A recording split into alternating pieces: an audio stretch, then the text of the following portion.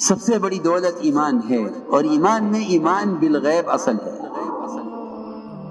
ایمان بالغیب اصل ہے، جس میں مشاہدات، تجربات، ظاہری تمام نظام کائنات، اس کا انکار کیے بغیر خدا کی قسم ایمان کا ذرہ بھی دل میں نہیں آتا ہے۔ یہ ایک مسلم بات ہے کہ نظام کائنات کا، ظاہری پورے نظام کا، مشاہدات کا انکار کیا کرنا پڑے گا، تب ایمان دل میں داخل ہوگا۔ اگر نظام کائنات کو اصل سمجھتا ہے تو ایمان کی حقیقت تک کبھی، ایمان کی حقیقت کیا، ایمان کی ابتدا تک بھی کبھی رسائی نہیں ہوگی۔ ایمان بالغیب اصل ہے۔ اس لیے انبیاء علیہ السلام کا سب سے پہلا کام یہ ہوا کہ انہوں نے آ کر جتنی بھی شکلیں تھیں کائنات کی، اور جتنی بھی شکلیں انہوں نے خود بنائی تھی، ان شکلوں پر اپنے نظام اور اپنے مسائل کو تقسیم کر کے، یہ شکل ہے رزق دینے والی، یہ شکل ہے اولاد دینے والی، یہ شکل ہے بارش دینے والی، یہ شکل ہے صحت دینے والی، ان ساری شکلوں کا انکار کیا قدرت کے مقابلے میں۔ لا الہ میں سب سے پہلے اللہ کے ہر غیر کی نفی ہے، سب سے پہلے اللہ کے ہر غیر کی نفی ہے، اور اس نفی کا مطلب صرف انکار کر دینا نہیں ہے، بلکہ اس نفی کا مقصد، اس نفی کا اصل مطلب یہ ہے کہ تم ان شکلوں سے کوئی امید ہی مت رکھنا، ان سے امید کی بھی نفی کرو۔ یہ کہنا نہیں یہ خدا نہیں ہے، کہ یہ خدا نہیں ہے تو تمہیں اس سے امید کیوں ہے، یہ خدا نہیں ہے تو اس سے امید کیوں ہے۔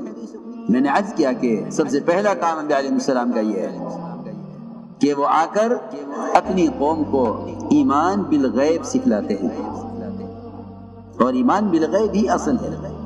لکھا ہے علماء نے کہ جس چیز کی تصدیق دیکھ کر کی جائے اس کو ایمان نہیں کہتے، اس کو ایمان نہیں کہتے، یہ کی تصدیق دیکھ کر کی جائے۔ ایمان بالغیب اصل ہے۔ حضور اکرم صلی اللہ علیہ وسلم نے اپنے صحابہ کے یقین کو کائنات کے ظاہری نظام سے ہٹایا تھا، صحابہ کے یقین کو کائنات کے ظاہری نظام سے ہٹایا تھا۔ آپ نے کائنات میں پیش آنے والے تغیرات کو، کائنات میں پیش آنے والے تغیرات کو کائنات سے جوڑنے پر کفر سے ڈرایا تھا۔ میری بات بہت توجہ چاہتی ہے کہ نظام کائنات کو کائنات سے مت جوڑنا، نظام کائنات کو براہ راست خالق کائنات سے جوڑنا۔ اگر تم نے کائنات کے نظام کو کائنات سے جوڑا تو دہریت میں پڑو گے، اس لیے کہ دہریت کہتے ہی اس کو ہیں کہ نظام کائنات کا نظام کائنات سے چل رہا ہے، یعنی زمانہ زمانے کو چلا رہا ہے۔ دہریت اسی کا نام ہے، دہریت اسی کا نام ہے کہ نظام کائنات کائنات سے چلتا ہے، نہیں، نظام کائنات خالق کائنات سے چلتا ہے۔ خدا کی قسم، جتنے منتظر اسرافیل سور پھونکنے میں اللہ کی طرف پیشانی لگائے ہوئے، نظر جمائے ہوئے اللہ کے امر کے منتظر ہیں، جتنا انتظار ان کا ہے اللہ کے امر میں سور پھونکنے، سارے عالم کو تباہ کرنے کے لیے، خدا کی قسم اتنا ہی منتظر ایک درخت کا پتا سوکھ کر درخت سے گرنے میں اللہ کے امر کا منتظر ہے۔ جی ہاں، اس پر ایمان لانا ہوگا، تاکہ اس درمیان کی جتنی شکلیں ہیں، اسرافیل کے سور پھونکنے سے لے کر اس پتے کے گرنے تک، اور جبرائیل کے حجم اور ان کے قد و قامت اور ان کے پھیلاؤ سے لے کر، ان کے طول و عرض سے لے کر ایک چونٹی تک، جتنی شکلیں ان کے درمیان میں ہیں، ان ساری شکلوں کا اسی طرح انکار کرنا پڑے گا کہ کرنے والی ذات صرف اللہ کی ہے۔ اللہ کو بولنا سب سے بڑی عبادت ہے، اللہ کو بولنا ذکر ہے۔ اس زمانے میں لوگ صرف تسبیح پڑھنے کو ذکر سمجھتے ہیں، میری بات توجہ چاہتی ہے، بول، اس زمانے میں لوگ صرف تسبیح پڑھنے کو ذکر سمجھتے ہیں، نہیں، بلکہ نبی کو جو ذکر کا حکم ہے، نبی کو جو ذکر کا حکم ہے، اس میں نبی کو اس کا حکم ہے کہ آپ کھڑے ہوئیے اور آپ اللہ کی بڑائی کو اس کی کبریائی کو ان تمام شکلوں کے مقابلے میں بڑا بیان کیجئے۔ آپ سے اور انبیاء سابقین سے جو کفر کی لڑائی ہے وہ ذکر پر نہیں ہے۔ ٹھیک ہے، تسبیح آپ نے صبح پڑھ لی، شام کو پڑھ لی، اس میں کوئی شک نہیں۔ اللہ کے ذکر کے انوارات، اس کے ذکر کے فضائل، اس کے ذکر کی برکات سب اپنی جگہ ہے، اس سے انکار نہیں ہے۔ لیکن یہ بات یاد رکھنا کہ اللہ کے غیر کا تأثر دلوں سے نکلے گا نہیں جب تک اللہ کی ذات سے ہونے میں اس کے غیر کا انکار نہ ہو۔ ایک لا الہ الا اللہ کا ذکر ہے، ایک لا الہ الا اللہ کے تذکرے ہیں۔ چنانچہ صحابہ نے عرض کیا کہ اونٹوں میں خارش پھیل گئی ہے۔ آپ نے سوال کھڑا کیا کہ اونٹوں میں خارش کیسے پھیلی ہے؟ صحابی نے جواب دیا کہ ایک اونٹ کو ہوئی تھی، سب کو ہو گئی۔ یہ جی ہاں کہ نہیں، یہ بات کلمے کے اور ایمان کے بالکل خلاف ہے۔ یہ اللہ کی قدرت کا انکار کر دینا ہے۔ جی ہاں، پکی بات ہے، یہ قدرت کا انکار کر دینا ہے کہ ایک کو ہوئی تھی بس سب کو ہو گئی۔ فرمایا آپ نے کہ اگر اس ایک سے سب کو خارش ہوئی ہے تو پہلے اونٹ کو خارش کہاں سے ہوئی؟ یہ بتلاؤ۔ نعوذ باللہ، نعوذ باللہ یہ کہنا کہ پہلے اونٹ کو اللہ کے حکم سے ہوئی، باقی کو اونٹوں سے ہو گئی، یہ نظام قدرت کا نظام کہلانے کے قابل نہیں ہے کہ ایک اونٹ کو خارش ہو گئی تھی پھر سب کو ہو گئی۔ نعوذ باللہ، اللہ تو ایک کو چاہتے تھے مگر سب کو ہو گئی، نہیں، اس کی کوئی گنجائش نہیں ہے۔ اللہ کو اللہ ماننے کا تقاضا یہ ہے کہ کائنات میں کوئی ذرہ حرکت نہیں کرتا اس کے امر کے بغیر، تو جو امور پیش آتے ہیں ان امور کو اللہ کی طرف پھیرنا، ان امور کو اللہ کی طرف پھیرنا، یہ ہے اللہ پر ایمان لانا۔ یہ ہے اللہ پر ایمان لانا کہ تم کائنات کے تغیرات کو براہ راست خالق کائنات سے جوڑو،